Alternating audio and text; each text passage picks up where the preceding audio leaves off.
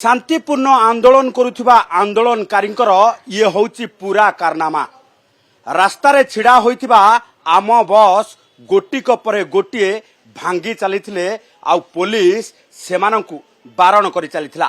तेबे गोटिए परे गोटिए public property भांगुथिबा आंदोलनकारी को जेतेबेले बारण करागला आउ सबु सीमा सरहद पार करिबा परे पुलिस पक्षरु एक्शन नियागला।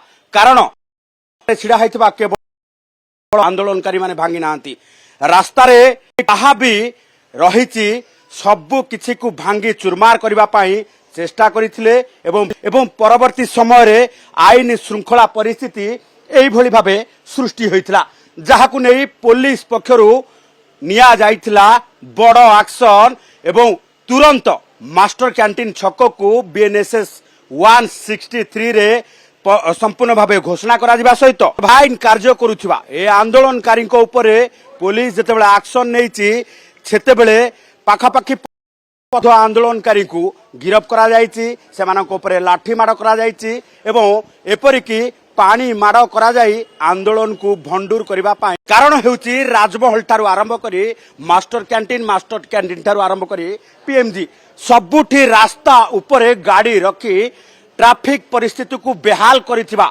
ए नारकीय कांड घटाइथिले।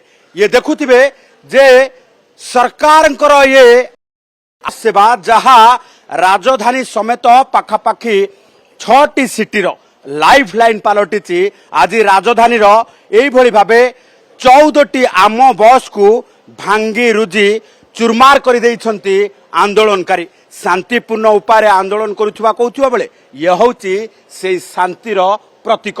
गोटे पर गोटे बस आमे देखौछु, कारण आज आम बस जेतेबेले आक्रमण करा जाइछि आम बस रो ये सबु गाड़ी गुडी को जेतेबेले पाखापाखि 14टी बस भांगी देइछंती सेतेबेले वर्तमान प्रत्येक रूट रे मास्टर कैंटीन को कनेक्ट करुवा प्रत्येक रूट रे आम बस चलाचल बंद रही। ये मध्य गोटे बस रही जो बस को वर्तमान भांगी देइछंती आंदोलनकारी माने ढेला पत्थर माड़ करिछंती एवं एपरिकी ड्राइवर एवं जे कंडक्टर रहिथिले टिकेट कलेक्टर से माने गाड़ी छाड़ी दौड़िबा पाई चेष्टा करिथिले, बाध्य होइथिले एइथिपाई जे आंदोलनकारी माने मरणात्मक आक्रमण करिथिबा मध्य अभियोग हेइछि।